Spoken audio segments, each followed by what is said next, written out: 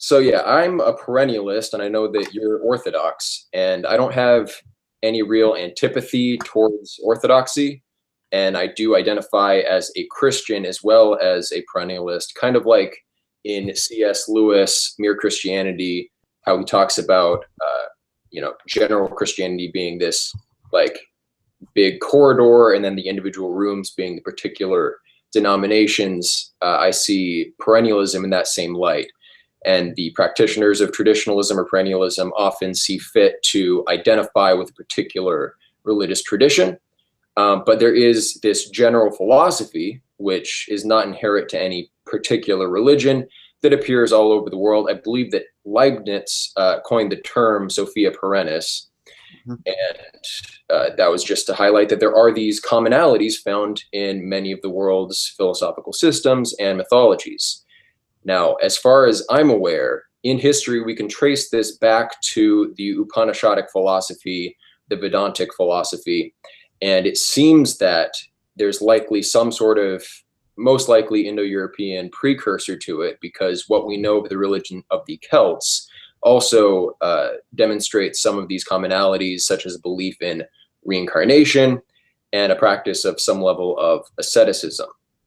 So from the Advaita Vedanta philosophy, I believe this moves with Pythagoras and Orpheus into the Greek world, influencing Parmenides, Zeno, ultimately Plato.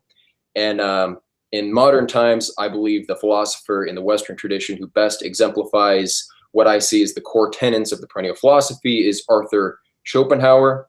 And in the introduction to Schopenhauer's World as Will and Representation, he cites Plato and the Upanishads as major influences on him, and sees his work as kind of a fulfillment of the system that they set out to construct. So yeah, the reason it's called perennialism is that the notion is there's one underlying truth about reality, and various traditions have hit on various aspects of it. Now, the position that I'll be arguing for is my own position, but like Schopenhauer, I take a lot from Advaita Vedanta, meaning non-dual Vedanta or monistic Vedanta. I take from Plato, and of course I take from Schopenhauer. So this is not syncretism. Perennialism is different from ecumenism or syncretism. It's not this process of accreting various aspects of various mythologies to just kind of build something that works. It's really distilling down to those essential elementary ideas that we can identify in our own person. So as far as the actual dogmas of the perennial philosophy, if you could call them that, these include the notion of the Atman, or the universal soul. So within, we also have the jiva, which is the personal soul, and that accounts for our desire and our activity and our representations. But at the very core of the self is this universal aspect. And briefly, I'll give an argument for my official argument for why I should believe there is one universal soul, and that comes down to why subjectivity relies upon some unitary aspect to render the differentiated contents of the mind intelligible. Without one simple thing set against the many complex things, we can't have perception. So if you try to imagine the locus of perception or the aperture of awareness having any complex qualities, you'll very quickly realize that what you're in fact doing is setting the actual locus of perspective outside of the thing that you're attempting to examine. So for me, subjectivity depends on this ultimately unitary aspect, which is fundamentally one, simple. Other aspects of the perennial philosophy include a belief in reincarnation. So if the ultimate source of your identity is this single unitary being, then that cannot be extinguished, because that's all there is. So if that's what is ultimately essential to your person, or I guess below the level of the person, persona being the Latin for mask, I believe, below the level of the person, this unitary one can't be extinguished. Therefore, there's no alternative but eternal life. And could make another more scientific argument for reincarnation, but I'll just kind of try to get through this quicker. Asceticism is seen as the path towards better reincarnation, or ultimately towards an escape from attachment to the world and a return to the one. So, Augustine, under the influence of Manichaeism, believed that this was the highest goal, unity with the one, with Godhead. And then there's also the doctrine of the avatar, which is that God does incarnate as a person, which, okay, if we're all God, what's the difference? We are caught in samsara, we are trapped by our desires, and our analysis of the world is therefore clouded. And this is having to do with the doctrine of Maya, or the world as illusion. Now, I have heard from Jay one objection to this, and I'm guessing he's going to make that objection, so I'll address it when it comes up.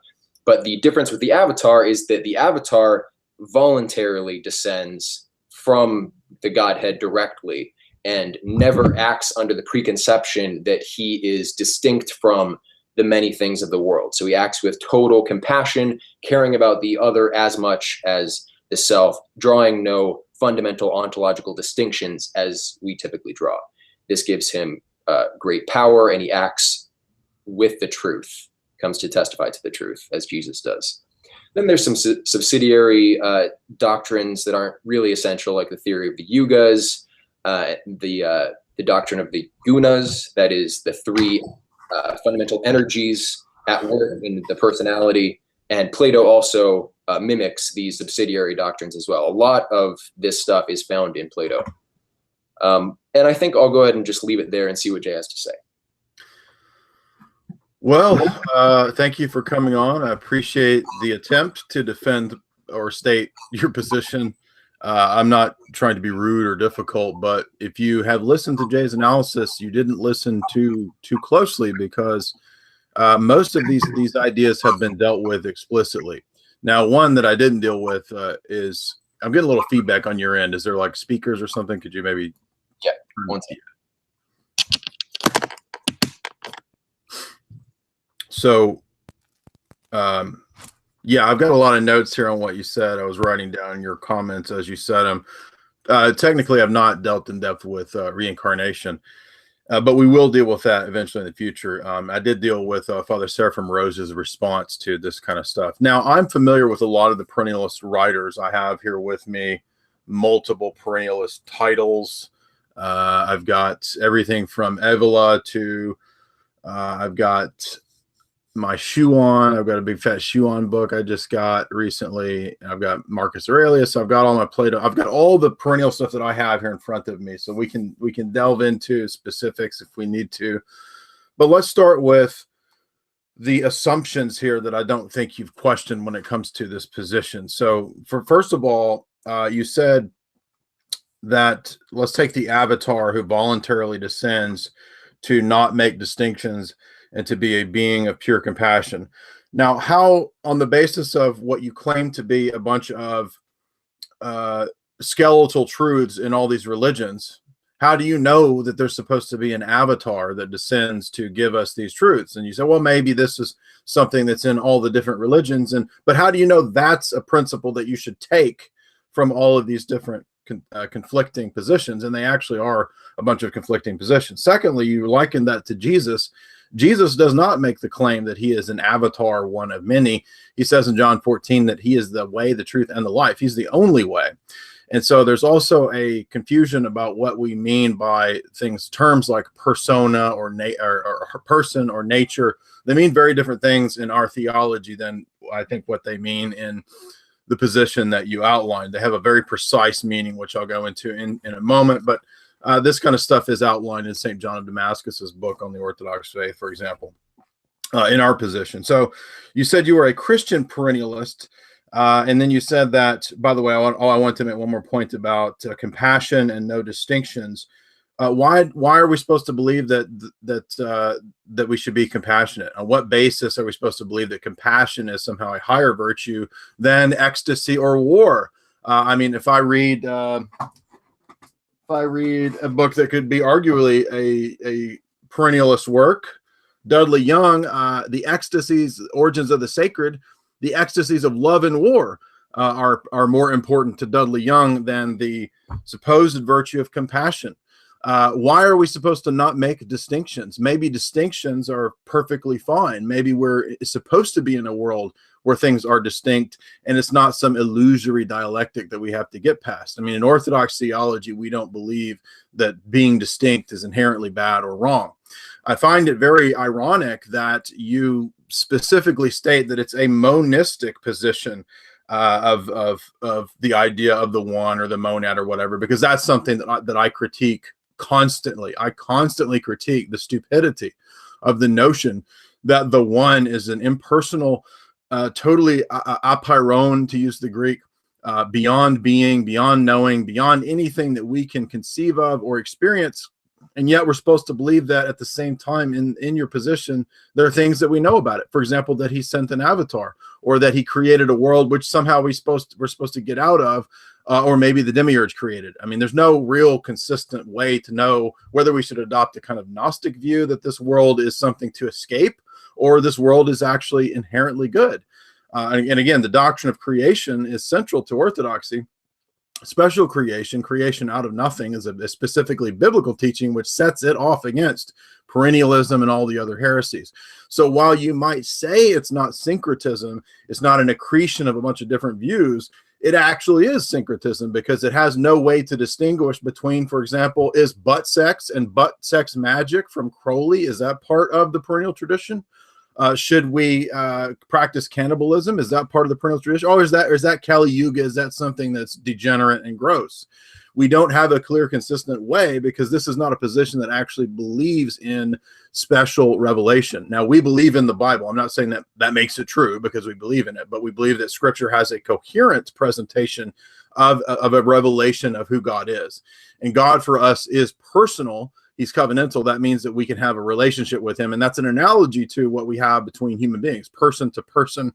In an analogous way, we have a relationship to God, who is a person, divine person. So we don't ever blend ourselves into the one. We don't believe that there's a dialectical tension between the one and the many. That's why in Orthodox theology, God is both one and many. There's no imbalance. There's no primacy to the essence of God or the oneness of God set over against the many in God.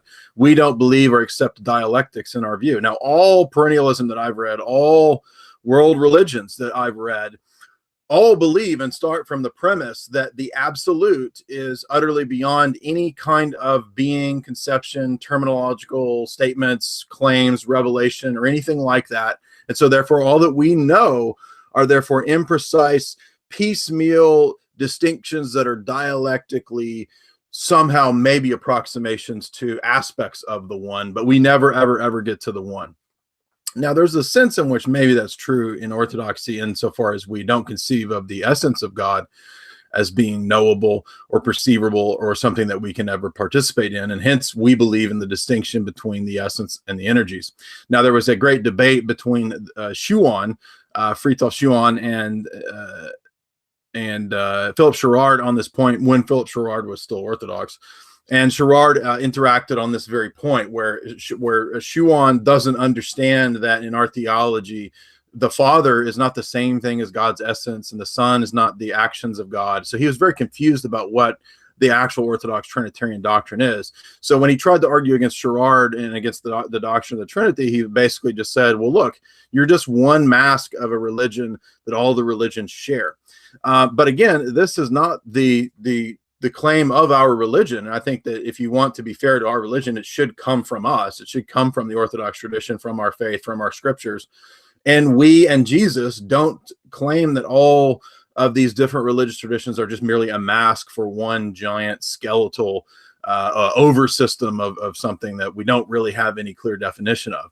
So I just think that totally breaks apart. It makes absolutely no sense, and it's completely irrational. So not only is the position, ironically, trying to be more reasonable and more sensible in a global cosmic sense, it actually breaks down because it has absolutely no thing to point us to that tells us what is part of the perennial tradition, what isn't.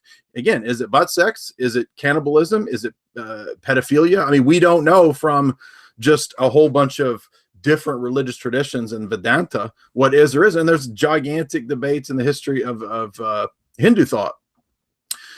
So when it comes to the question of Maya, yes, what I'm going to say is that if you believe that this reality is one that's illusory and that it was revealed to you in this life, you came to the truth, supposedly, that you need to escape this life, then the truth of of this reality being an illusion is also something that is thus they're illusory. And so it's a fundamentally irrational position. And that doesn't mean that I'm saying that rationality in a like enlightenment sense is like the be all end all of how we view religion. But reason is something that we believe is a real faculty that man has. And while God does transcend reason, reason is still able to reason about God. We can still know about God from reason. We can look at mathematics, we can look at logic, and we can see how they reflect the mind of God.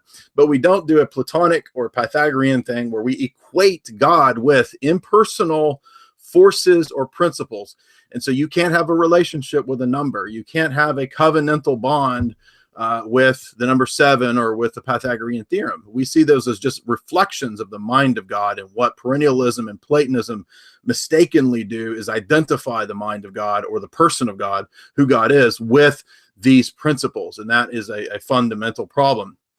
So that would be my opening statement, is that in our view, the I am that I am, the absolute, is personal.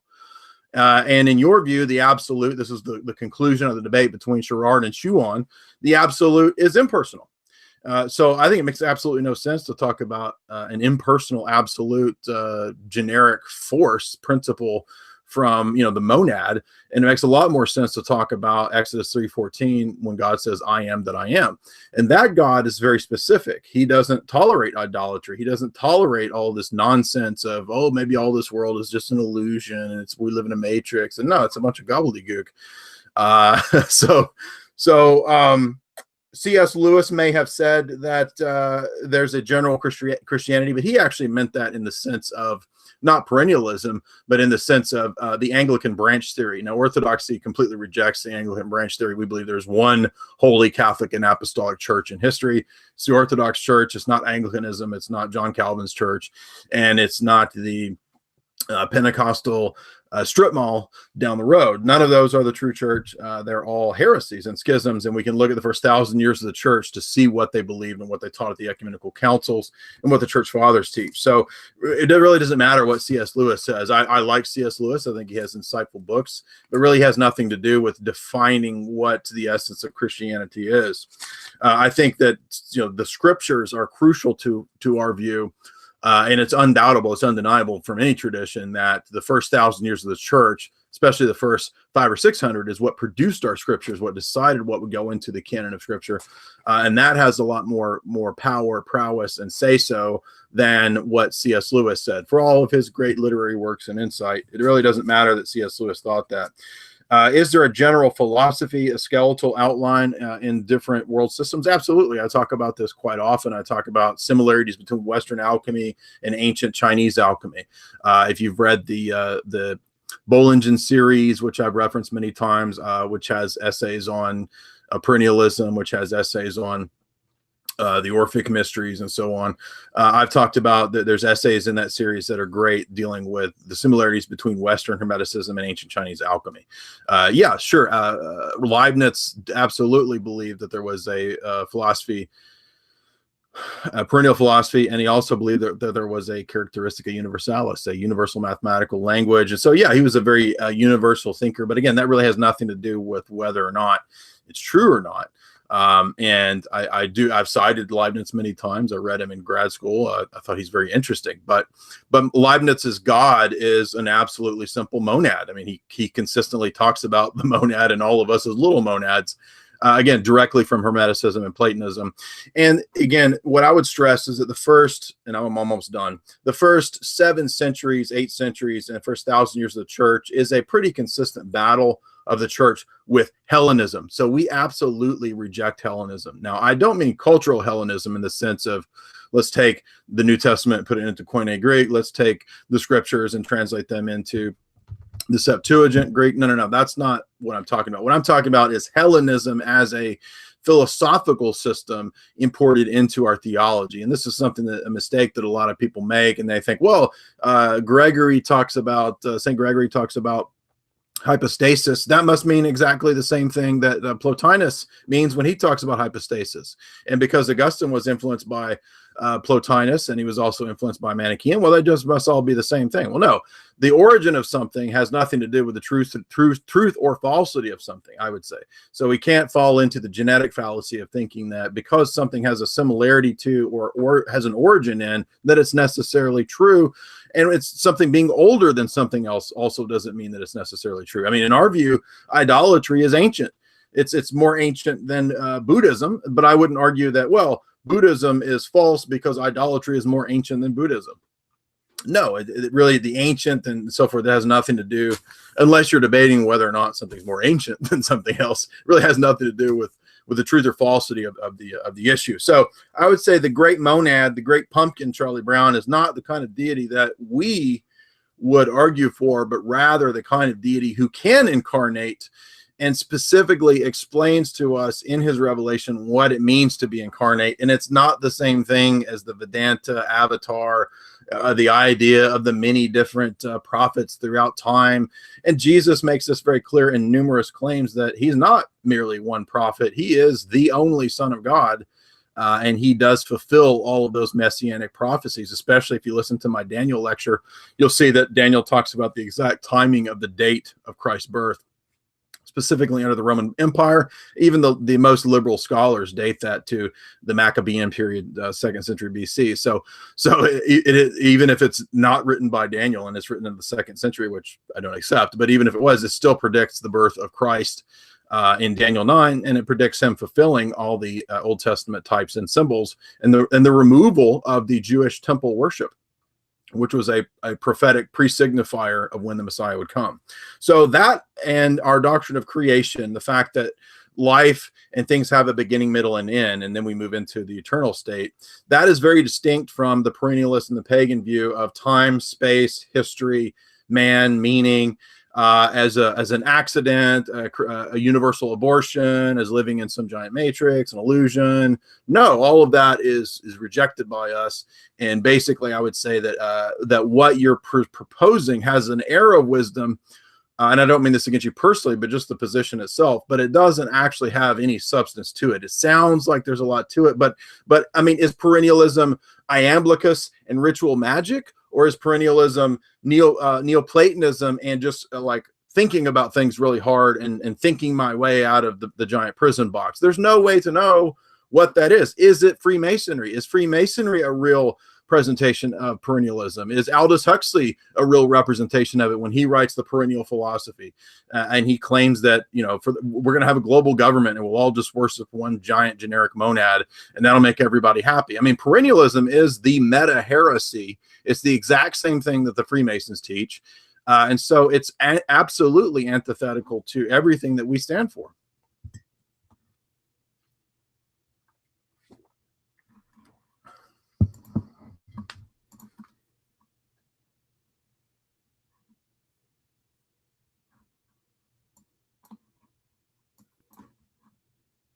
I think you're muted.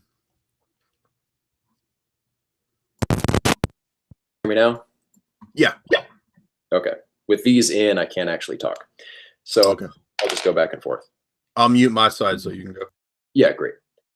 So you asked why we should believe under the perennialist presuppositions that an avatar is something that happens.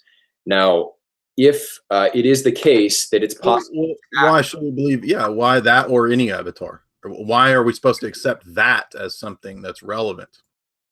Right. I'm trying to explain. So if there's a spectrum of acting in accordance with the actual true nature of things, if you can act under false conceptions and you can act under true conceptions, then the asymptote on the true side would be acting in perfect accordance with the truth. And under our view, although, like you say, there's no real method of establishing orthodoxy under perennialism. So I can't speak to that objection that there's no way to determine like authentic perennialism from inauthentic. I have my school of thought, which mostly falls in line with Advaita Vedanta or non-dualistic Vedanta, as well as the philosophy of Schopenhauer, which is why I mentioned those particular authors. There are different traditions. I subscribe to this one. So if you act completely in accordance with the truth, then you ask, why should the avatar value compassion? Well, under the doctrine of the Atman, every object that you perceive, the inner substance of it, the inner reality of it, is the same Atman that you essentially are. And so if you harm another, you harm yourself. And so just from like a consequentialist perspective, utilitarian. Okay, but how do you know that's true? Like, I mean, how do you know that that revelation, that perception that you have or that you've come to is actually true? Because I can't coherently conceive the alternative to the basis of subjectivity being something unitary. I don't know how a locus of perspective could be complex. Well, but I mean, don't you think sometimes it makes sense to harm people? I mean, do you believe in self-defense? Yeah, I do. And I don't think that, I mean, they're often like in the Bhagavad Gita, Right. Arjuna is advised to go ahead and kill his cousins on the other side because that's his duty in that place at that time. And killing someone isn't the worst thing that you can do to them, right? Like killing, Plato makes this argument in several documents that you don't want to allow the criminal to go unpunished because the stain on his soul is worse than the harm he'll suffer at the hands of justice. So, yeah, there are times when harming, so to speak, is good, but in terms of what's good for the soul, the compassionate being would always act under the guidance or the axiom of benefiting the condition of the soul of the other. And so even if Jesus comes back with a sword and or like the prophecies of the end times from Hinduism or Zoroastrianism, if he wipes out most of the population, that might be ultimately what's best for those people anyway, because they were so far gone. They might need a reset of sorts. So okay, but again, I mean, I'm not getting a coherent ethic here. I mean, I'm getting like, well, I can't conceive of it being a different way because subjective experience relies on an absolute unity.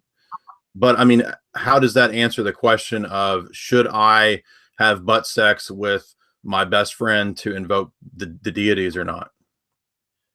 Well, that has to do, like, why should you avoid hedonism is essentially the question. No, but I mean, Crowley, who many people do at times class as a perennialist, in fact, he was a big fan of Ananda Coomaraswamy, and Ananda Coomaraswamy is a famous perennialist who wrote essays about the similarities between the one and the many in Vedanta and modern philosophy and what he thought Christianity taught.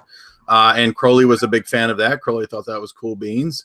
So, but Crowley's not saying just be a hedonist. He's saying, no, use this power, channel your power, invoke the gods. It just happens to be, you know, a situation where you got to put your thing up your buddy's butt. Right. Well, you know, Crowley represents, in my mind, the sort of Faustian turn within the perennialist school. So you have like Rosicrucianism, Hermeticism, theosophy, ultimately, things like that. That represents some turn at some point, probably in the medieval period, when the people initiated into this sort of tradition believed that it was acceptable to pursue the end of their own will, that was the point. And you see modern books like, are relatively modern, like As a Man Thinketh or The Secret, which is basically trying to tap into the power of this philosophy for the purposes of wealth. It's a similar sort of corruption as like the prosperity gospel and Protestantism. So I reject that on that basis. But yeah, why should you value asceticism? Why should you try to distance yourself from desire? Because but why should a person reject a Faustian turn? I mean, you don't like it, but why should they? The claim that I'm making is that asceticism is objectively a better path towards the truth.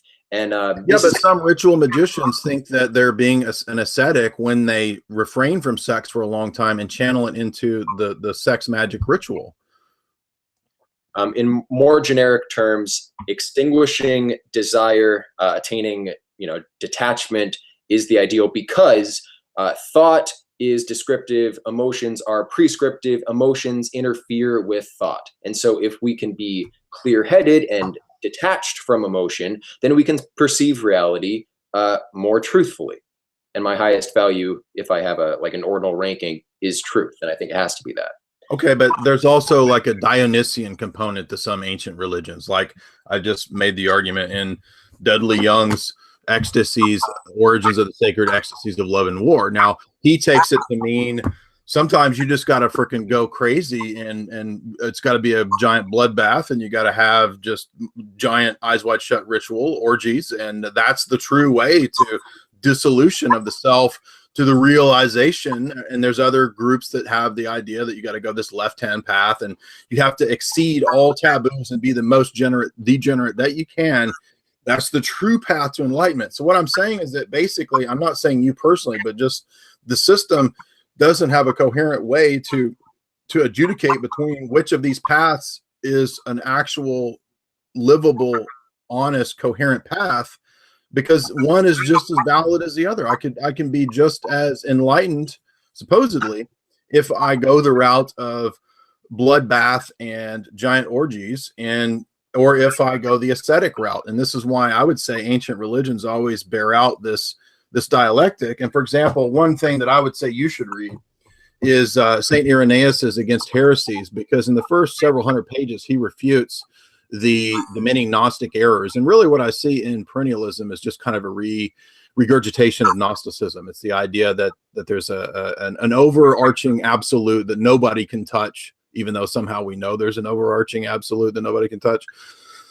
And then at the same time, there's a bunch of masks that the different religions wear. And this is kind of what you get in Thomism. It's kind of what you get in Sufism. It's, so all of these different things kind of blend together. And Irenaeus is at pains to refute this in Against Heresies, because it was such a danger to the church. And I see it as a giant danger to today's church. This is why globalists love perennialism. I mean, if perennialism was a real challenge to the system, to the power structure, to what I think is a giant death cult that wants to depopulate, it wouldn't be perennialism. I mean, Aldous Huxley promotes perennialism. He writes the perennial philosophy and says, hey, this is great. This is how we can all just come together under a meaningless generic blob. So I know you aren't saying that. You see that as degenerate. I'm just saying that the presuppositions of the system, in my view, just seem to lead to that same place. And that's because you just simply don't believe the Bible.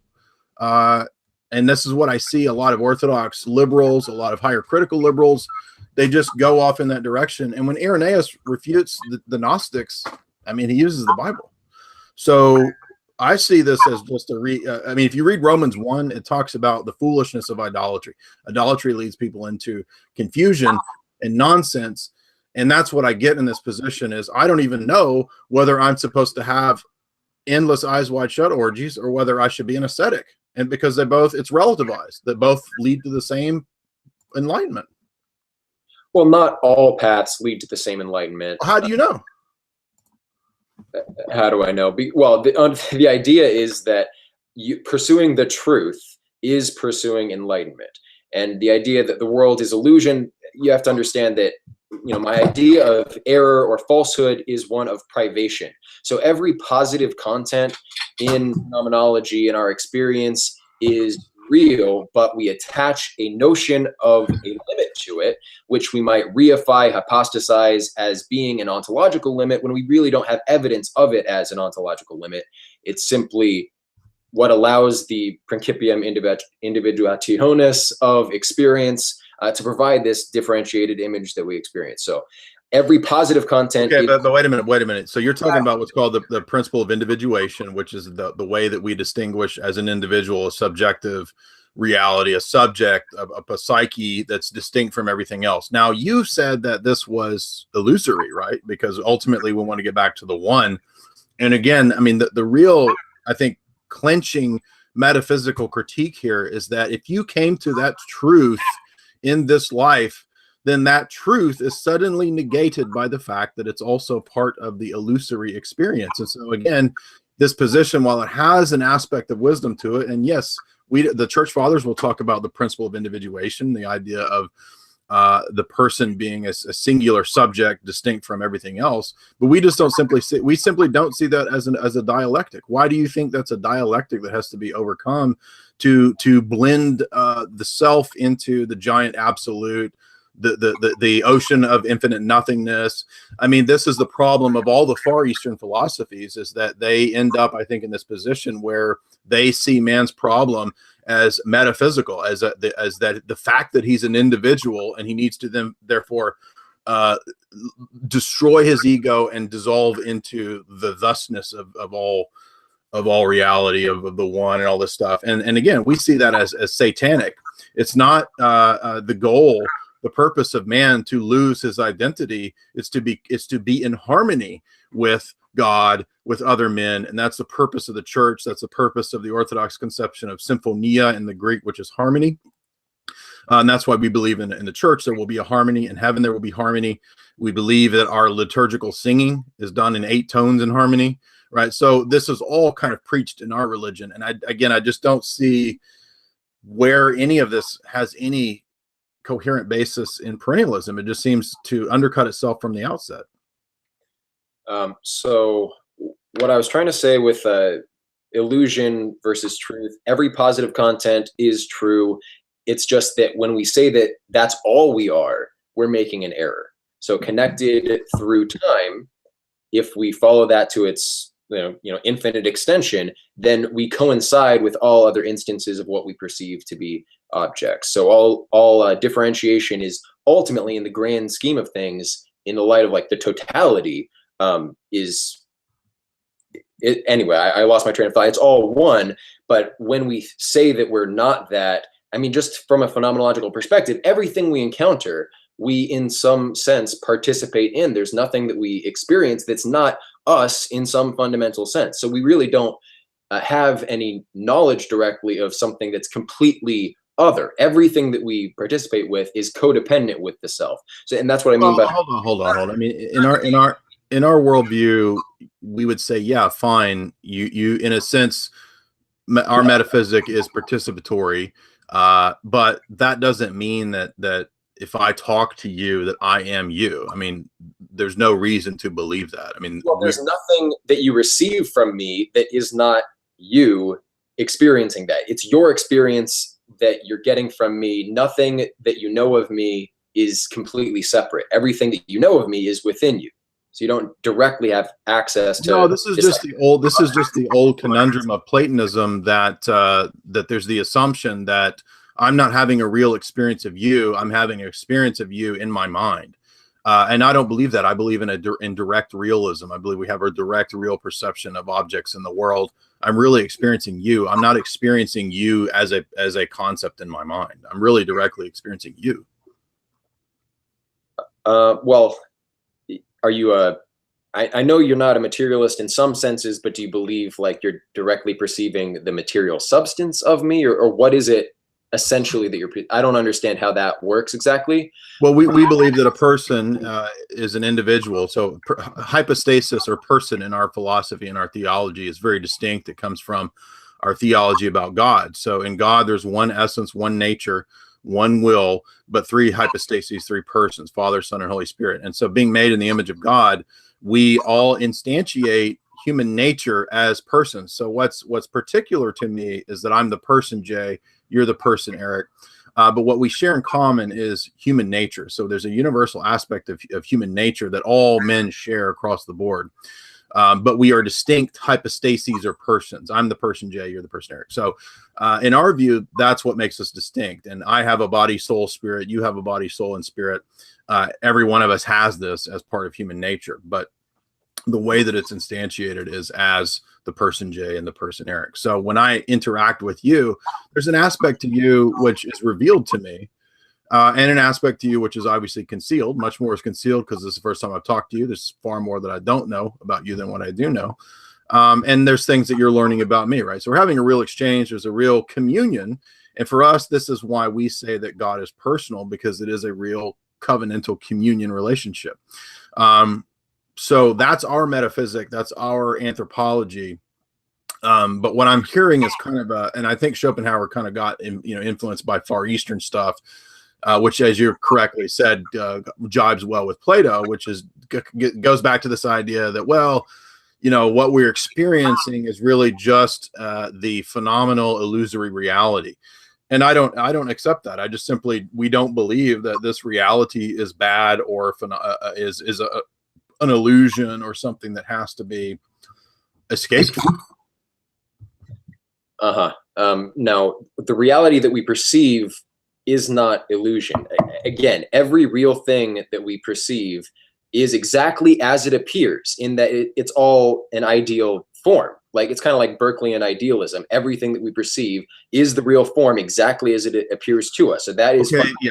But the problem with all forms of idealism, whether it's Plato and his dialectical dualistic conception of idealism, or whether it's Berkeley and his empirical, there's no material world, it's just all ideas. The problem with both of these views is that they both try to encapsulate everything under one kind of thing. So in other words, monism is always going to be a problem because it ends up making every kind of distinction the problem.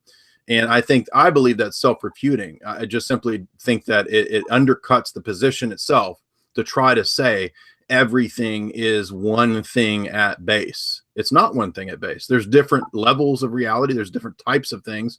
They're not all just God. They're not all a manifestation of God. They're not all the same thing. They're distinct. And the whole history of Western philosophy and ancient pagan philosophies is all built on this one giant chief error, that everything is one and God is a giant monad with no distinctions. And when you ask why is this a problem, the answer is always, well, because if there's distinctions, that means there's division, there's problems, there's composition, there's dialectical tensions. No, it doesn't. We just simply say, as Orthodox, no, we don't believe that there's any inherent tension or dialectical opposition necessarily between something being distinct. Distinction does not entail composition or division. This is the whole history of why Western philosophy and Thomism falls into its errors, why the Roman Catholic Church has gone to where it has, because it has the assumption that any kind of distinction entails division or composition.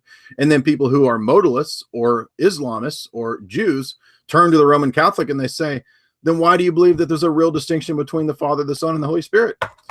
There's just one. They're just masks. And the perennialist Roman Catholic liberal says, well, I guess you're right. I guess all of the religions are the exact same and they're just masks, because I can't really say on the one hand that distinction entails division, and on the other hand, the Father, the Son, and the Holy Spirit are really distinct and that they're not composite. So again, this is the root error of all false religions across the board. They all believe in absolute divine simplicity and the monad. Okay. So do you agree, though, that there has to be some sort of transcendental unity of opposition at some level in order for them to be presented to us in a common, like, linguistic medium, in order for them to be intelligible? This is a point that Chris Langan makes in the Cognitive Theoretic Universe. Like, is that point true? Right. So you're asking basically a question of universals. Yeah, we believe that there are universals, but universals reflect the mind of God, like mathematical principles or like logical principles. They aren't at root the exact same metaphysical substrate or substance, and there's just no reason to think that they are. By the way, I know this is a little off topic, but this is very crucial for us, because this is where the essence energy distinction comes into Orthodox theology and becomes so important. So because we do believe that there is ultimately one God because of one Father, as Paul says, not because there's one essence, but because of one Father who communicates his one essence to the Son and the Spirit. We do believe that distinctions and then God acting in the world gives us a basis for multiplicity and real differences in the world that don't end up in a dialectical tension.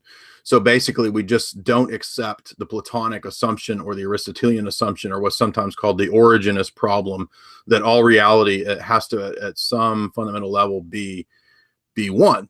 It doesn't have to be.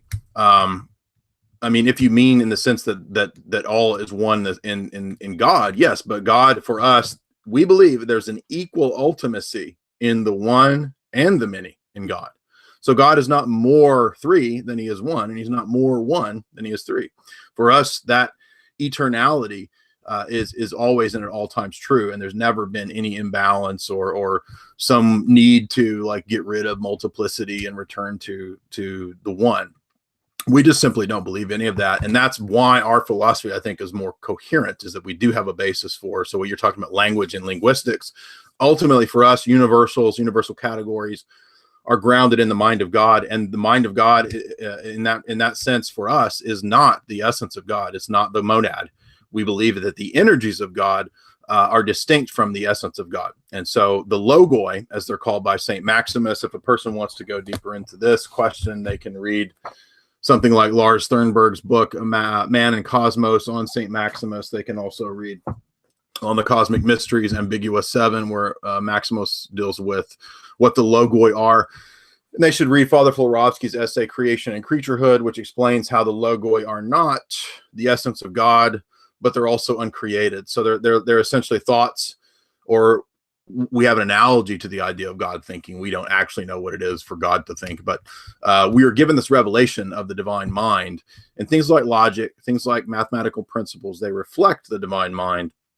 But even the conception that I have of like the number one is not the exact same thing that God's infinite mind is going to have of the number one.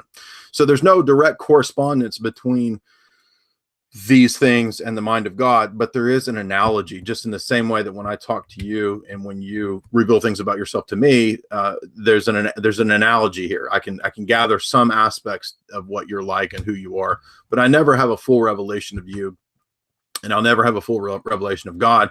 In Orthodoxy, we will always be learning God forever into eternity. So anyway, I'm getting way off course, but you're talking about basically like a Platonic view of how we could have a strictly logical, rational world.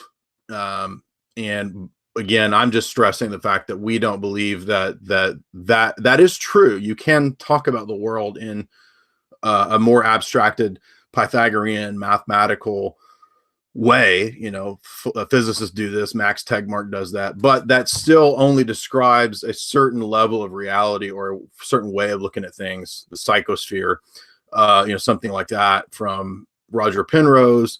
But we don't equate that with God. We don't smush that into the divine essence. There can be different levels to reality. There can be a spiritual world that's not the same thing as the essence of God. It's just that this position and other positions like it have this obsession to want to smash everything into the essence of God. And it ends up being like a pantheism, and pantheism just turns into monism. And I think monism is self-refuting. Okay. Specifically, why I believe that there must be some sort of common substrate to everything is that I am an informational reductionist like Max Tegmark. So there's nothing that we observe that doesn't ultimately, in our description of it, boil down to some information. Like, Tegmark talks about how there's nothing in physics that ultimately, when you get down to it, doesn't reduce to like ones and zeros, essentially. Okay, so, but you and I are talking, and we're persons. We're not numbers. Yeah, so, so persons don't equate to numbers. They transcend numbers. Okay, that's an interesting point. I'll have to think about that. Well, this whole argument is about personalism. So I would say you should read Staniloy, Father Staniloy's book. The first chapter deals with why our religion is not perennialism. Our religion is distinct because it's based on personalism. And so Father Staniloy's book, The Experience of God, Orthodox Dogmatics, Volume 1, the first and second chapters specifically deal with perennialism, absolute divine simplicity, and why we don't accept that view. Okay. So thinking about it for a moment, obviously we reject as perennialists the notion that the person is what we reduce to. Ultimately, there's something more fundamental. The person is a structure in reality. But so I did have some, one of the reasons why I'm not Orthodox or, more in conformist with like dualistic theism is that I can't reconcile God's omniscience with my being distinct from God. Same thing with God's omnipotence and God's infinitude. Because if God knows everything, then there's nothing that I know that God doesn't know. So all of my knowledge is contained in God. If God is all powerful, then I can't do anything that God can't already do. He has all that power. So therefore, all of my power that I have is in God. And in a more general sense, like there's nothing that I can be that God does not actually contain. Otherwise, he's delimited because there's something outside of him. So how can he then be infinite? Yeah, okay. Well, so the problem with this argument is that when we say that God is all powerful or he's unlimited, that's defined not by what you're saying, or it's not like I sit here and I come up with, well, I think that if God is unlimited, then he should be able to create a situation where he doesn't exist, because if he can't make himself not exist, then he's limited. No, that's a mistake. That's a mistaken understanding of what it is to be all powerful, because when you're at that level of reality, only God himself can define what it is to be all powerful. There's no other way to go about it. We can't use our human fallen reasoning to speculate on what we would come up with it is to be all powerful or omniscient, or for what it means for God to know all things. And the other thing is that when you say that I would be in his mind, well, God has the ability to create beings distinct from himself. So the fact that God knows you and knows about you does not mean that you are in his mind. So there's no reason to make an ontological smushing together with you as a being into the mind of God. This is again why there's a distinction between the actions of God or the energies of God and who God is as a person and God's essence, right? So there's an essence energy distinction, which is very crucial for us. So for example, let me make an analogy real quick. Saint Gregory of Nyssa uses the analogy of, if I as a person build a house, if I build a structure, you come and investigate this house, you would learn some things about me. You would gather some, if I have a room that's like my princess room, then you might say, well, he has a daughter. Or you might think, well, he's a little light in his loafers. He wants to dress up in his princess room. I'm joking. But you would see that the thing that I constructed was a result of the operations or the energies that I put into that. So you would learn something about me, but you wouldn't know me directly. So now if you interacted with me, then you are having a direct experience of the energies proper to me as a human, noetic energies, vocal energies, hand gesture energies, which I do quite often. I'm expressing through energetic actions truths about me that convey meaning to you. So in the same way, St. Gregory of Nyssa says, God creates the world is distinct from him in the same way. And an analogy, we're not saying the exact same, but in an analogy, the way that I create a house, you can learn things about me. Of course, it's different. It's an analogy and not exactly the same. It's not univocal, because God is distinct from his creation. And he creates out of nothing, and that's unique compared to the situation where I'm working with pre-existing materials, right? So we don't take the Freemasonic view that God is just rearranging pre-existing matter. No, we believe that he created out of nothing. But again, it's just an analogy. So the actions of God in creating the world are distinct from other actions of God, like providence, or like foreknowledge, or like justice. This is what St. Basil argues in letter 234 that I just covered today, why these attributes are distinct and how stupid it is to say that they're all the exact same in the essence of God, which is literally what Thomism and the Roman Catholic dogma is. It's also the dogma of all the perennialists. So basically it reduces God into an unknowable, smushed absolute that has basically nothing to it. There's no content to it. It can mean anything and everything. Anyway, but our view is that God creates. The energies that he uses to create are different from the other actions that he does. It's a unique act within time and space to create the world. And it's different than when Jesus, also a divine action, walked on water. Obviously, those are two different actions. So they're not the exact same in our philosophy, our theology, as the essence of God. So I would say, in response to you, that's our anthropology and our metaphysic as it applies to operating and acting in the world. And it's very distinct and it's very unique, and it doesn't smush man into a meaningless substrate blob. It doesn't take God and smush him into the world to where everything is an illusory, meaningless manifestation of God, because not everything in the world is of God or is God. We believe that there's evil.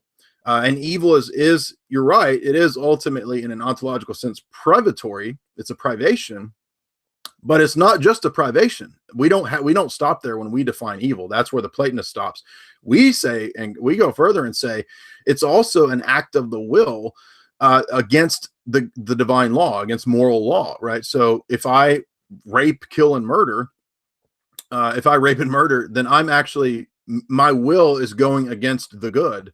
And so it's not just privation, it's also a moral violation of an objective standard. And I think this is a central flaw of perennialism, is that it has no objective moral standard. There's no conception of evil beyond privation. And that's why evil is ontologicized. It's no longer moral, it's ontological. Man's problem isn't that he does things wrong and he needs to repent. His problem is it's a social thing. It's like the environment. It's out there in the world. Oh, you gotta like meditate your way out of this reality and come back in the chain of being, and hopefully you'll escape it in a zillion aeons. You can like meditate your way out of this. No, not at all. Man's problem is not meditating his way out of the chain of being. Man's problem is moral. Man's problem is that he's selfish, that he is fallen, that he tends to vices, right? That's his problem. He needs to repent. He needs to have a new heart. So that's what another big distinction I'm saying that I see between our approach to things and your approach to things. Not saying that necessarily proves my position just because we have a moral standard, but rather I see no moral standard in that position. And I see a completely confused anthropology that just smushes everything into the monad. Okay. I think the moral standard would have to be compassion, because acting like just according to utilitarianism or consequentialism, it's always to your benefit to help others and not to hurt them. But that's not really, but that's too generic. That doesn't tell you anything. How do I know? For example, there's different ways to be. I don't understand it yet, but maybe you can clarify it for me. So the omniscience, omnipotence, infinitude problem that I highlighted, to my mind, I don't have an adequate solution yet. So I want to ask you, is there such a thing as the totality of God and world? Can we draw a set around this? And in which case, isn't that something in some sense greater than God? No. And that all has to rely on just what you mean by greater. You're acting like, so it's like, oh, if I can add a thing to God, world plus God, then those two things are greater because they're more. Well, why? On what basis would it? Just because there's two different things, then adding them together, would that mean that it's greater? I mean, that's an assumption that you have about what it means to be greater. And no, of course not. I mean, we believe the world is contingent and it relies upon God for its creation and existence and sustenance, and for its ultimate telos, its purpose.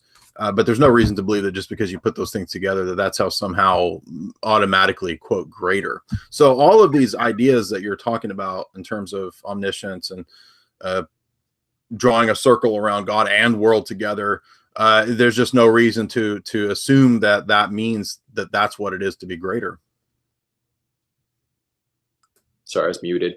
So wouldn't God then, though, or the totality rather, by subsuming both the world and God, have as properties attributes that God, or powers that God doesn't have? Like I have the power to change.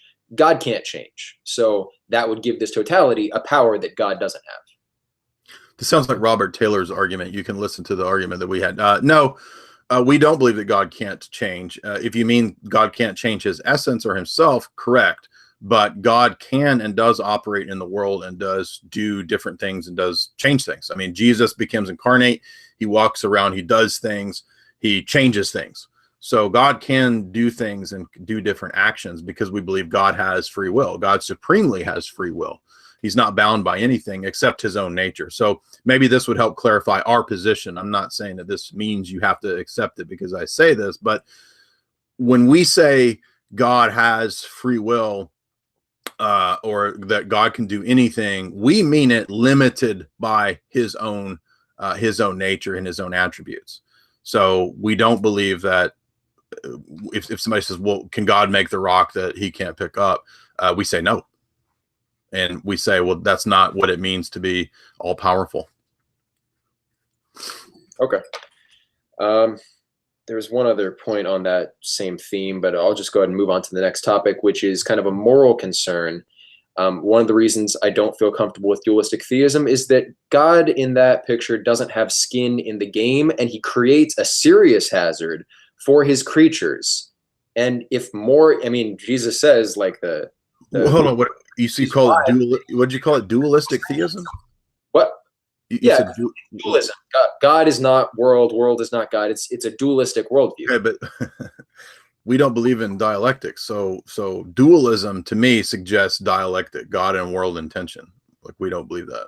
Okay, the point I'm making though is that God seems to create a moral hazard for the people he's creating, and if more of them than not are going to hell, why it's not a moral act for God to create all these beings, many of whom are going to suffer eternally.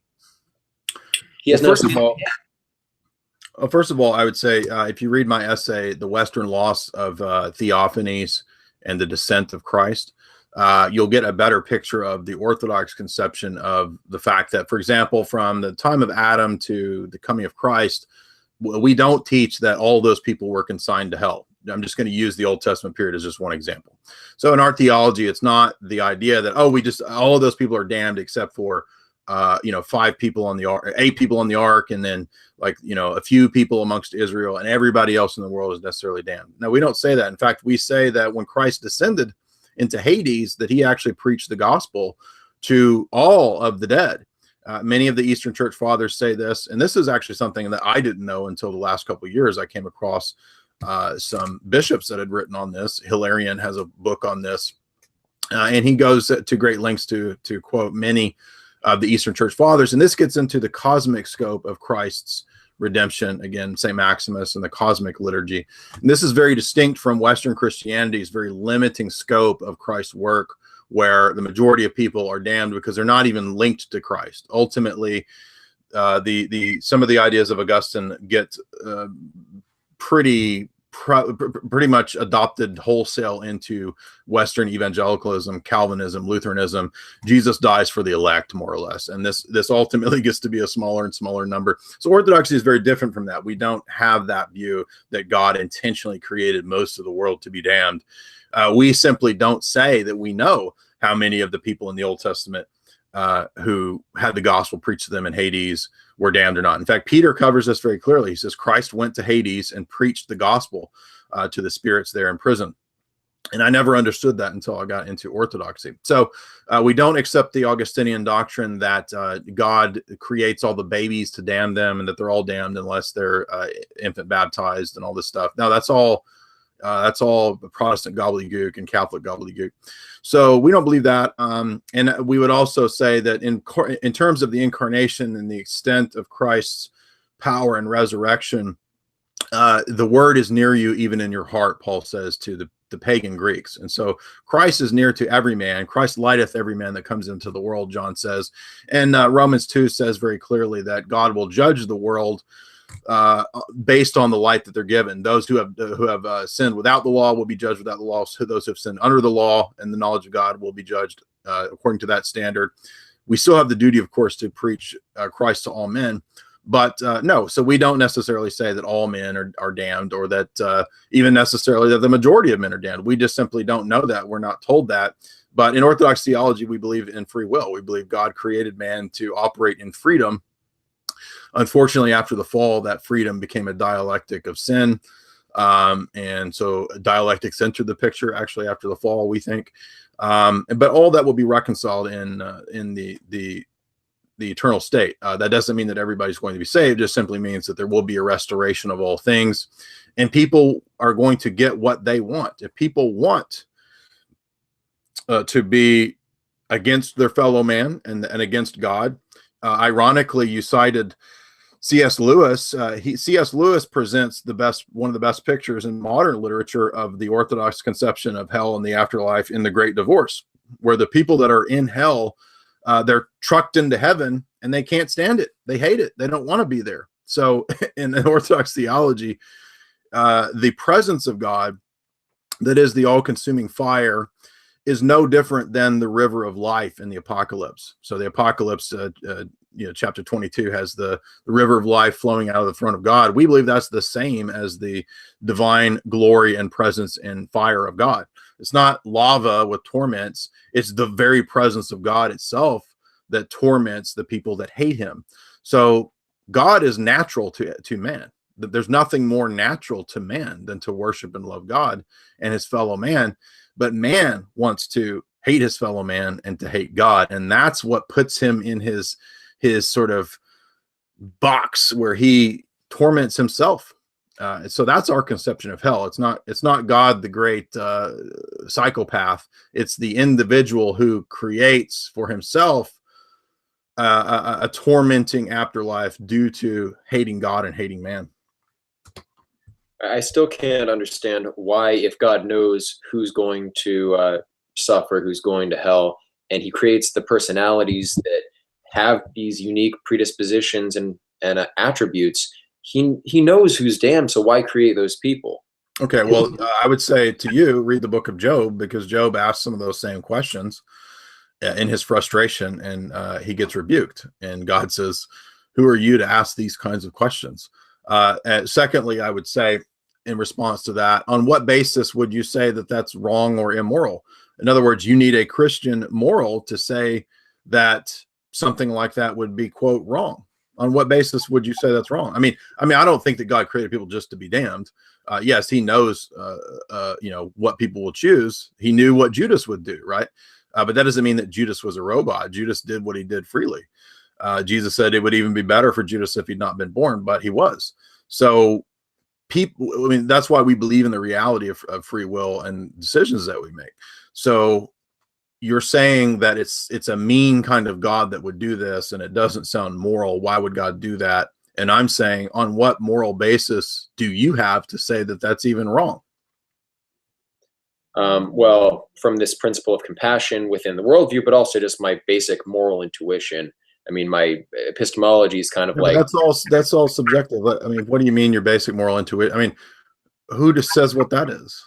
I mean, is that part of the illusion? Is that part of the illusion of this reality? Your moral intuition? No, it's all positive contents. What they really are true. They are real.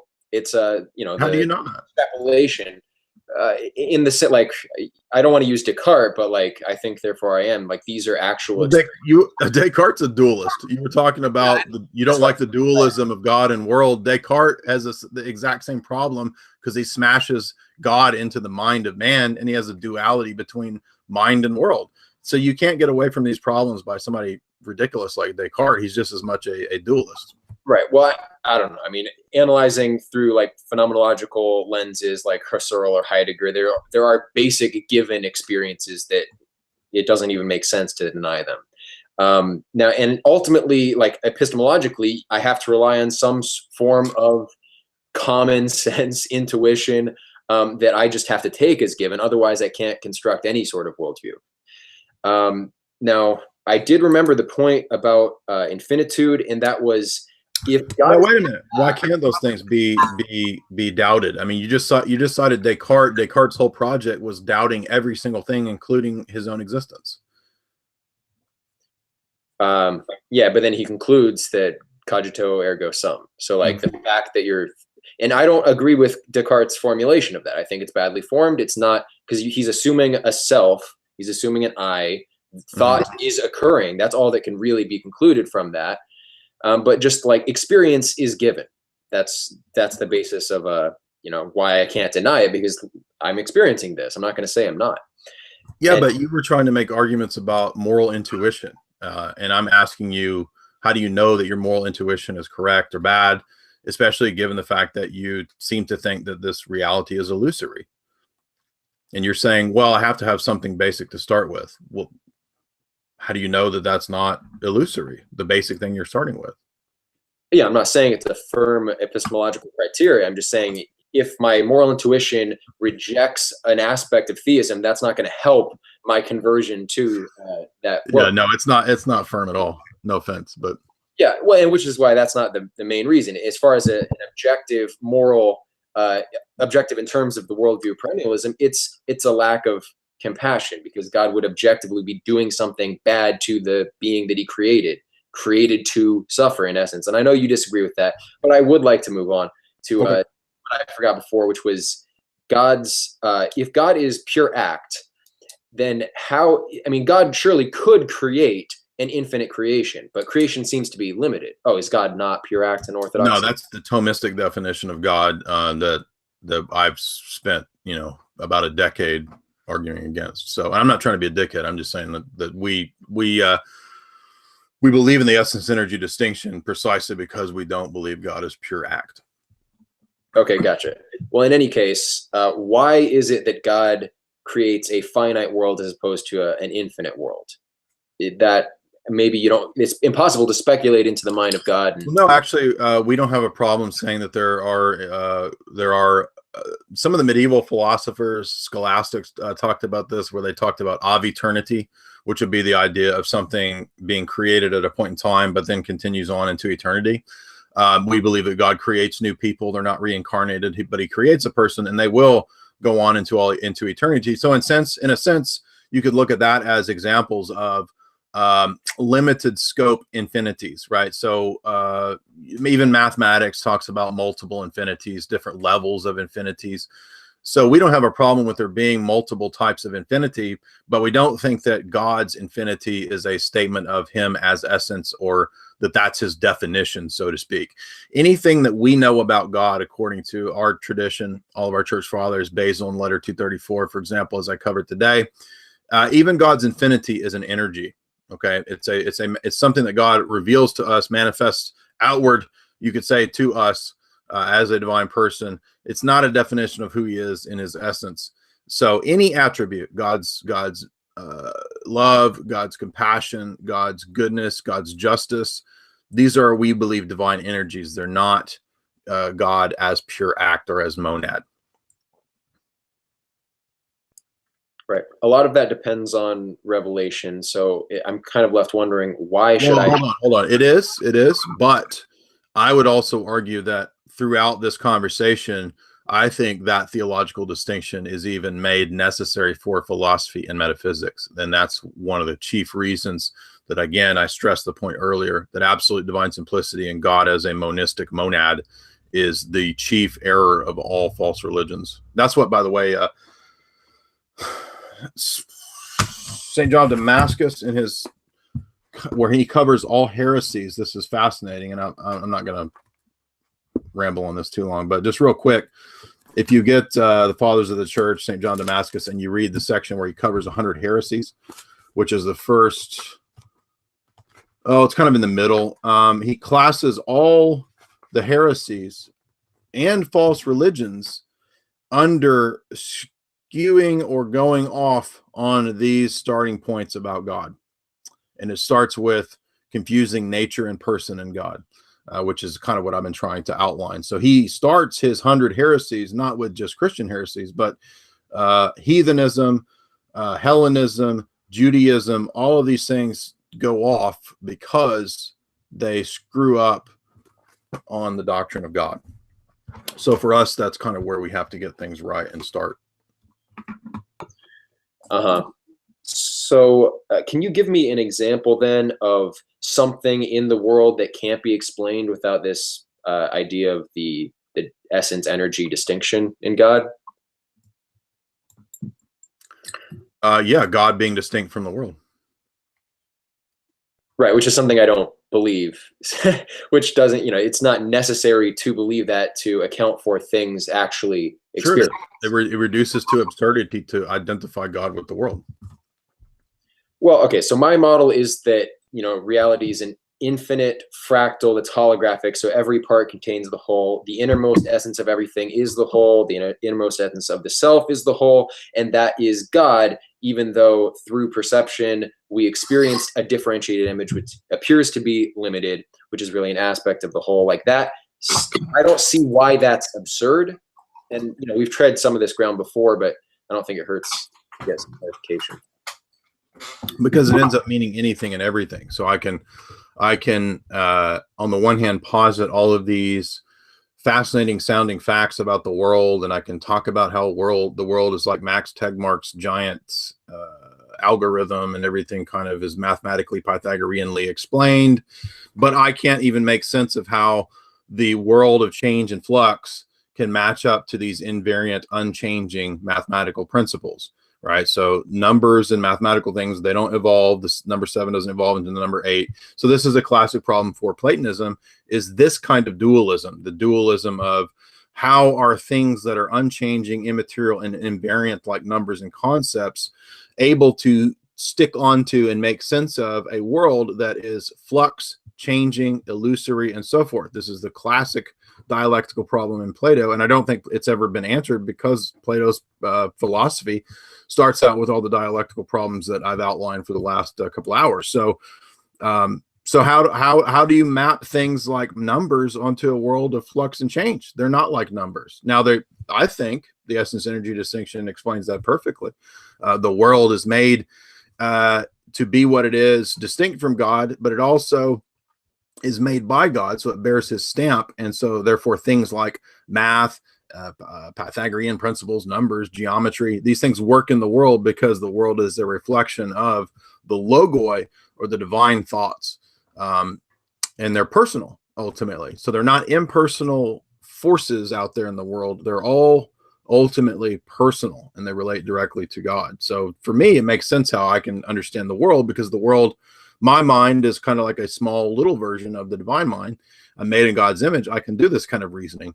In the other position, the perennial position, I get like giant metaphysical substrates of absolute that are on the one hand identified with numbers and mathematical logical principles, but those things are not the same thing as my mind, except that I am also supposed to believe that they are the same thing as my mind.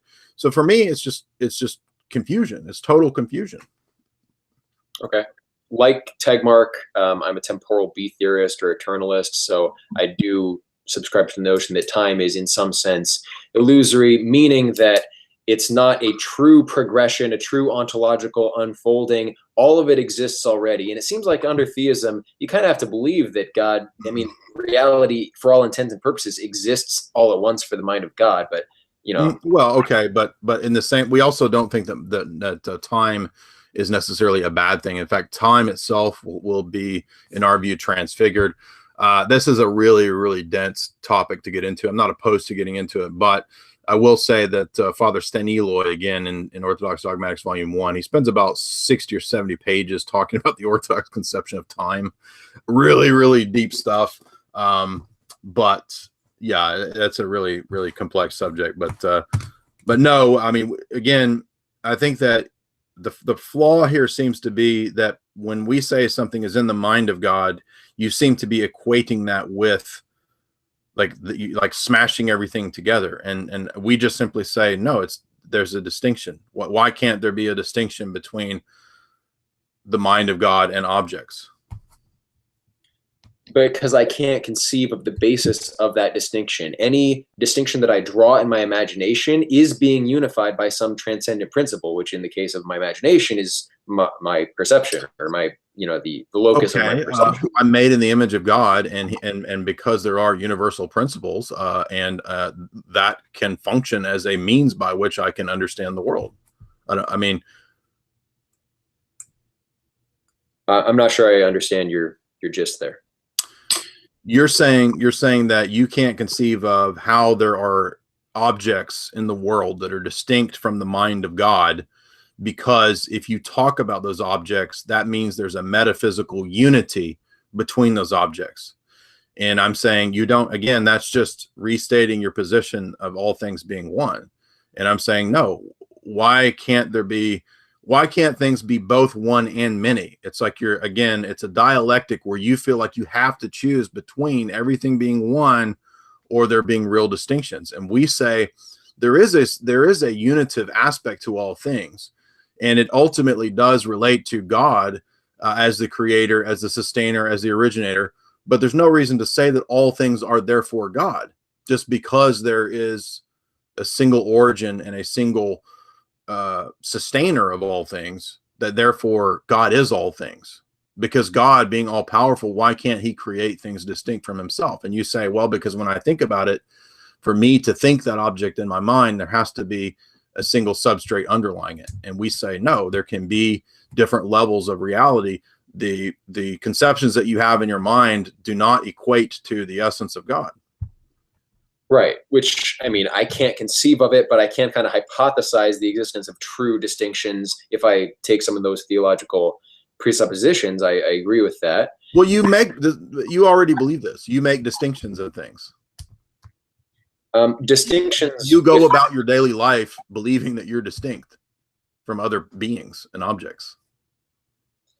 Well, yeah, I do. But I think that I'm false. I'm being false in my mentality when I'm doing that at some level. Why do you think that? Well, I would have to, again, restate the position of all things necessarily reducing to some kind of unity. Why do you think that all things have to reduce to a state of unity? Because if I analyze any complex structure, if I continue the process of analysis, I'm going to get to something that's undifferentiated. It's simple. But why can't something have a unitive aspect to it and a multiplicity aspect to it?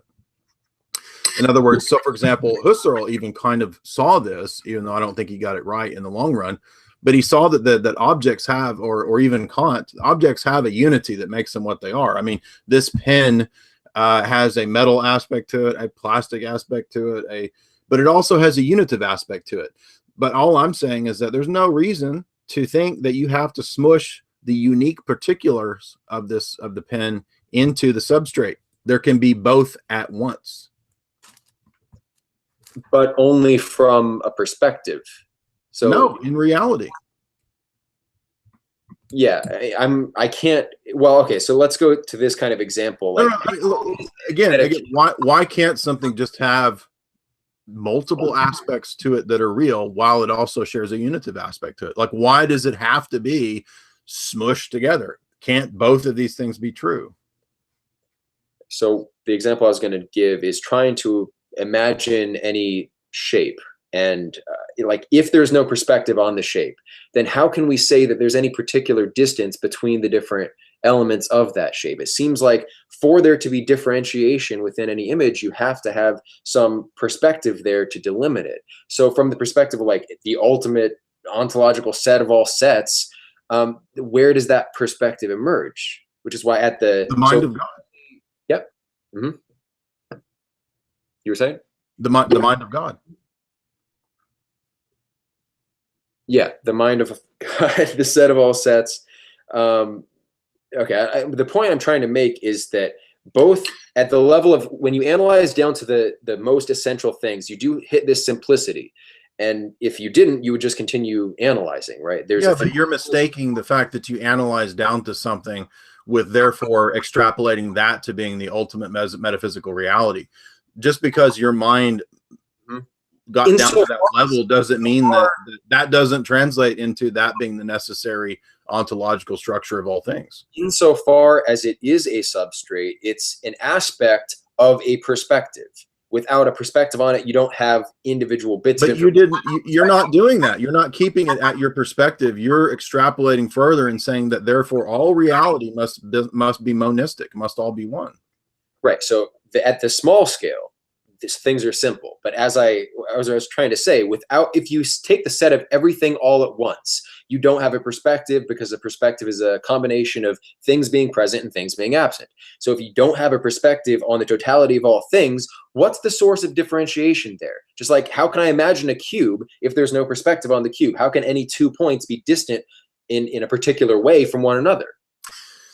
Yeah, and that's because I think this perspective is again too Platonic in that it relies on too much abstraction. I mean, we don't deny common sense reality and day-to-day existence. In other words, our position, while we are very critical of empiricism and we're not naive empiricists, we also don't deny the empirical world or empirical evidence. Like, we don't just retreat into our minds and think that what's truly real is just ideas and numbers and, like, into the head of Gödel or something. No, we actually believe that there's also a real world, and common sense and day-to-day living shows us that there are distinctions between things, and those distinctions are real, and really only a kind of bizarre sort of religious speculation. I'm not faulting you, but I'm saying that that's really the only kind of people that could come to concluding that all reality has to ultimately be one thing, because they looked at an object and it had a unitive substrate, that therefore that's how all reality must be.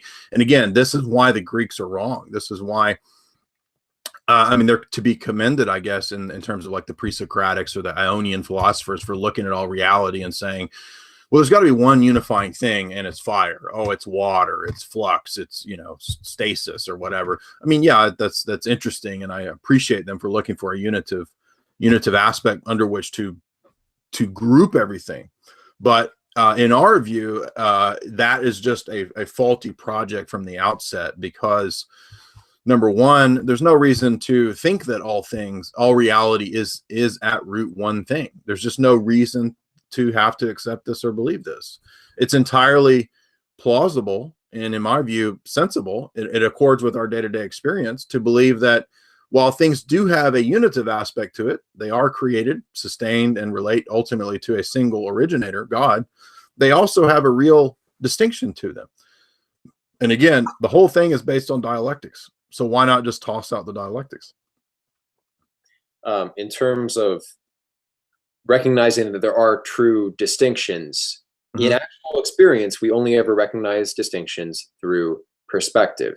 And you were saying, like, this position, perennialism, is a rejection of common sense, but every real experience we have, for exactly what it is, namely experience, is exactly what it seems to be, right? It's the extra supposition of something like inert matter, or something like true ontological distinctions and true otherness. Like, we can't really conceive that because of the nature of our minds. So, like, all of this requires some sort of speculation. Yeah, but see, again, so you're saying, like, it's kind of solipsism, more or less. I mean, it sounds solipsistic, what you're saying. And again, I think that's self-refuting. Like, I don't believe that we just have phenomenal experiences at all. I don't accept that position. What other sort of experiences do we have? Well, I don't accept that Berkeleyan phenomenalism. I believe that we have a direct, real perception of objects in the world. You and I share a common reality. And you would say, well, how do you prove that?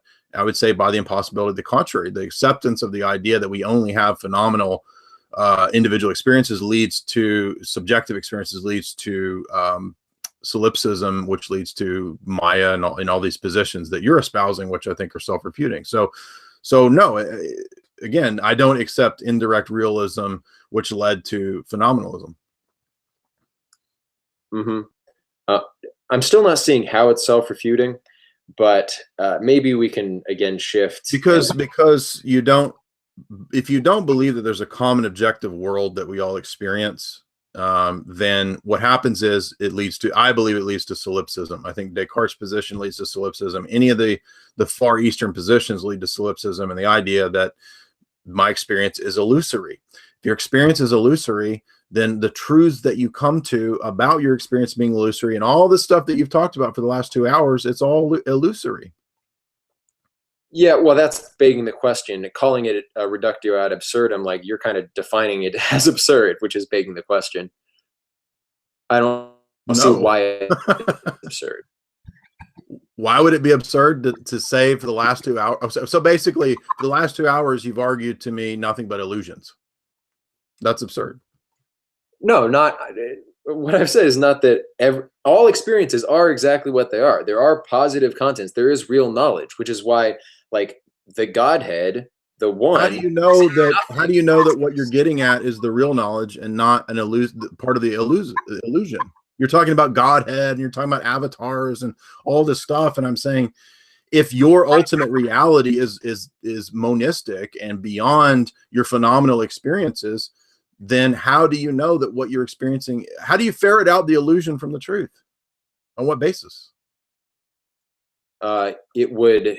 I mean, it's an ethical path, which is why it's really not. That doesn't answer how you know which of all of these things we talked about. As I said before, so thought is descriptive, emotion is prescriptive. If we can reduce the influence of emotion, then we should experience the reality for what it is to the greatest possible extent. Why should you reduce emotion? I mean, says who? Why? Maybe Dionysian abandon, and maybe that's the way to truth. Why should you? Why? Well, I mean, it seems to be the case that in order to perceive something, emotion tends to direct attention towards a given end. I mean, that's kind of the nature of emotion and appetite, right? And so if you don't want to engage in discursive ramblings and you want to analyze something and you really want to get into it and see what it is in and for itself as it is, then that emotional factor seems only to distract. I don't have any, absolute epistemological grounding for that position, but it seems to correspond with the nature of my experience, that when I remain level-headed and detached, I am actually able to perceive things more clearly. Yeah, I mean, again, the point that I was trying to make isn't that I mean, I know that you see it as justified. I'm just saying that I don't see it. I don't see it as justified, given the rest of the worldview still rests on monism. I mean, I just, again, I think monism at base is completely self-refuting. And I know that you think that it can't be avoided. But again, when I say, how do you know which things are illusory and which aren't? And you say it's a basic ethical intuition, that to me is not an answer. That's just a restatement of the fact that you think you're correct. Well, I think where I was trying to go with it, like pointing to the ethics, is like, how do you ferret out the truth from the illusion, right? Well, it's an orientation. And so the culmination of this is following the aesthetic path to its logical conclusion, which is like the sannyasi and meditation and attaining unity with Godhead. That's the point. And that's the only way that you're really going to get at the truth as it really is, because any engagement in the world in the typical way is going to involve emotions by necessity due to the structure of the being. Okay, so how do you know that in the last 2 hours, all the stuff that you said wasn't tainted with emotion and illusion? Well, I'm sure that it was, right? But over time, I notice when I'm in a clearer space and when I analyze things without emotion, I converge on a set of observations, like the observation of the fact that it can't be a cube without a perspective on it. Like, that's something that I've come back to again and again in a relatively clear-headed state. And I observe these regularities, these constant relations over time.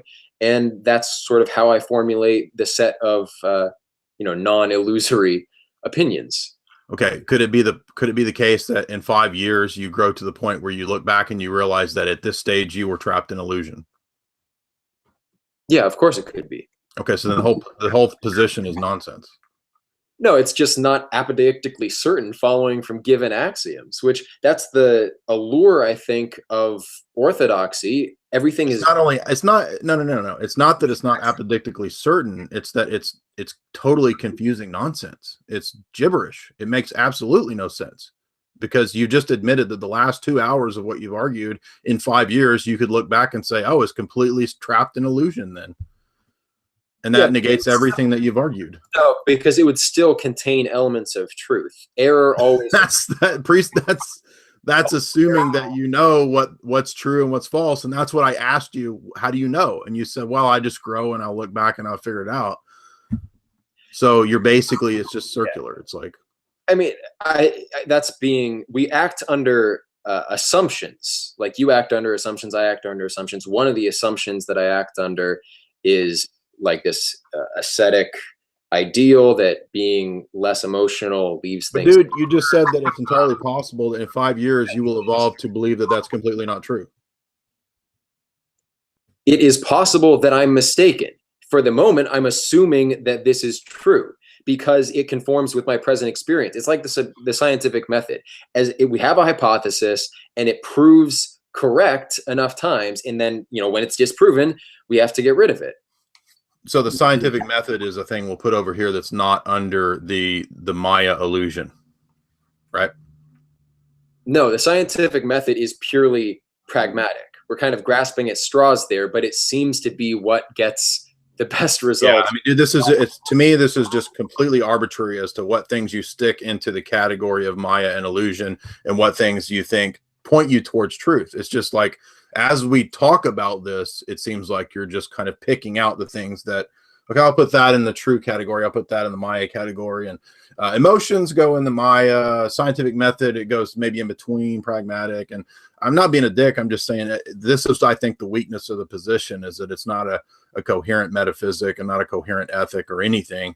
I think it's fundamentally contradictory. So, you can disagree with that. I think, you see.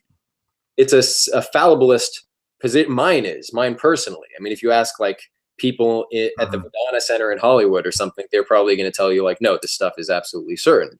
But I don't think just saying something's absolutely certain makes it absolutely certain. I think it's being honest to admit that, hey, in the past, I've been wrong about things that I was quite sure about. Therefore, it's very possible that I could be wrong about things that I think are quite sure today. I mean, do you not? Yeah, but you're not presenting the position as just a hypothesis. I mean, you've made a whole lot of claims about phenomenalism and idealism and Vedanta and avatars and all kinds of things that I'm not clear whether they're illusory or whether they're just theories, or whether you think they have the same level of certitude as the scientific method, or whether you think they're objectively certain, or whether you think it's even possible to have objective certainty. To me, it just seems like a self-defeating position at every turn. I don't say that it's impossible to have absolute certainty. I say I'm uncertain as to whether absolute certainty is possible. And I feel like that's just me being honest. I don't think that's great. I think that anybody being honest will admit that whatever position they're a part of could be wrong. And if you're saying that you couldn't be wrong, then you're saying you're infallible. And I think that's just foolish. Well, yeah, I mean, there's different senses to what we mean by certainty. I mean, we can talk about, a priori mathematic level certainty, logical certainty. We can talk about a high degree of probability when it comes to empirical claims and experience. And I think that there are all kinds of transcendental categories that are as certain as we can be as humans, humanly possible. So the existence of God, things like that, I think are absolutely certain. If you mean infallibility, no, nobody has infallibility. But again, I think what we see here in my argument is that revelation, while you might find it difficult at times, it does provide a coherent, I would say, worldview as to how we give an account for these things. It doesn't give a perfect explanation for everything. It gives an account for how these things are possible and how they work together. Human anthropology, the meaning of life, ethics, morality, how we should or shouldn't live, what we should and shouldn't do, how society, civilization should be organized, what we mean by the future, beginning, middle, and end, past, present, future. In the position that I get from you in Platonism, there's a lot of insights. I think there's a lot of neat stuff when it comes to Pythagoreanism and insights into the physical world.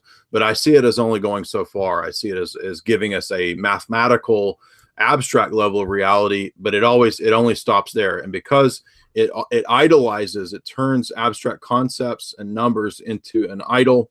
It therefore tries to smush everything into that as a so-called God, and really just amounts to another version of idolatry. And then when we try to understand how we should or shouldn't live our lives in this worldview, it just becomes the individual's path and whatever you can make out at your local center and whatever you come to in your own idea. And I just don't think that works as a worldview. So I think we've gone for, I'm not trying to be rude, but I think we exhausted all the territory here. Right. One last point that I have is I think the methodological flaw of the way of setting up a worldview that you describe is that it's inherently going to have to satisfy human intuitions of logic and reasonableness, which means if it so happens that the nature of reality does not conform to our intuitions and our sense of reasonableness, then we're going to be on the wrong track, which is why I think it's a little bit better to keep like an open and constantly revising epistemology. Not to say that truth doesn't, or not to say that it changes, but that we have to keep on, Well, I would commend to you the many church fathers, for example, St. John Damascus and on the Orthodox faith, who have extensive discussions of Aristotle, Plato, logic, thousands of pages that deal with these topics, many medieval philosophers and theologians who dealt extensively with logic and reason. We just see logic and reason having a place. We don't see it as exalted to deity and godhood. And anytime we've seen in history this try to be done, it's actually ironically the rational state, the ideal republic that leads to mass murder. I'm not saying you, but anytime that the communists have tried to instantiate the ideal republic, and all communism is based on Plato and the Republic, it just leads to mass murder and death. And so I don't believe that what you're talking about actually gives people the intuitive satisfaction that you think it does. I think what you're talking about gives a certain eccentric type of person an intuitive satisfaction, namely people who find abstract mathematics or Pythagoreanism or deep philosophy interesting. It will ring true with those people, and certainly those people make discoveries about the world and science and mathematics, absolutely. But that's not all there is to the world. The world is not just one giant calculator. We don't live in John Nash's head. We don't live in a giant simulation matrix. We actually live in a different kind of world, and it's a world where we have a lot of different aspects to our being, and not just logic and math. I would commend to you the essay, ironically, as a bridge by Sherrard, Logic and the Absolute. If you haven't read that, you may have read it, I don't know, but he kind of responds to a lot of the objections that you bring back when he was still Orthodox, before he kind of drifted out of Orthodoxy. But it's still a good essay, Logic and the Absolute. I think it's at one of the perennialist sites, ironically. And that helped me because there was a period about 10 years ago where I was very tempted with some of the same ideas, where I thought, well, maybe there's, all the religions are just telling us one general idea. And then I got back into reading the Bible, and I read some critiques of Platonism, and I found them to be convincing. Anyway, so that's my final statement. This was a great talk, man. I really enjoyed it. You brought some really good ideas and some deep questions to the table. Some stuff I had to really think about. We'll leave it up to the audience who they found more convincing. I hope I didn't come off as a jerk or overtalk you. It wasn't my intention. I just get really heated. I get very, very passionate about these topics. I was super entertained, so I really didn't mind. I'm always entertained by you, Jay. Cool, man. I appreciate that. And I thank you very much for coming on. So we got a couple of questions. Everybody seems to have liked the debate. If you want to send your super chats, I'll split them with Eric, so you can help support us. I always tend to split super chats with guests, so feel free now to send some super chats. And let's go with the first. Twice Remembered 499 says, watching live for the first time in a week. Glad to be a part of the community and hope you all have a great night. Thank you, Twice Remembered. Appreciate that. Blake G, before resurrection, after death, where do souls go? That's a very in-depth topic. I'm sure Eric will have a different conception of that than I do, but the Orthodox doctrine is somewhat debated. But Father Seraphim Rose's book, Soul After Death, for the Toll House perspective, you can find some Eastern Church fathers have some writings about the soul after death. And then there's the the Holy Transfiguration Monastery, I think, just put out the big 500-page book of the Orthodox conception of the soul after death. And also, I think St. John Maximovich has a book on the soul after death too, I think. So you can check those out. But I am almost about to pass out. I'm so tired. So Tanner Terry, $2, has a question for Eric. Tanner Terry's question is, Eric, what is your purpose in life? Finding the truth, whatever it may be. That's my highest value. I believe I did say that. Yeah, I think that's good. That's a classic dictum of Augustine. Augustine said that when he first started pursuing philosophy, he made it his life's goal to know the truth at all costs. And I like that dictum. I agree with that. Any other super chats? If not, I think we'll call it a night. Don't see anything. So Eric, thank you. I've got your links below. Your link to it's the Perennial Podcast, right? Yeah, the channel name is Aarvoll, Aarvoll. Okay, and I've got the link below. People can check out his Google chats that he's done. Is the podcast like on iTunes or any podcast outlets? We just started now. We have like 8 episodes up. So okay, cool. So everybody can check that out. And great discussion. Thank you for coming on.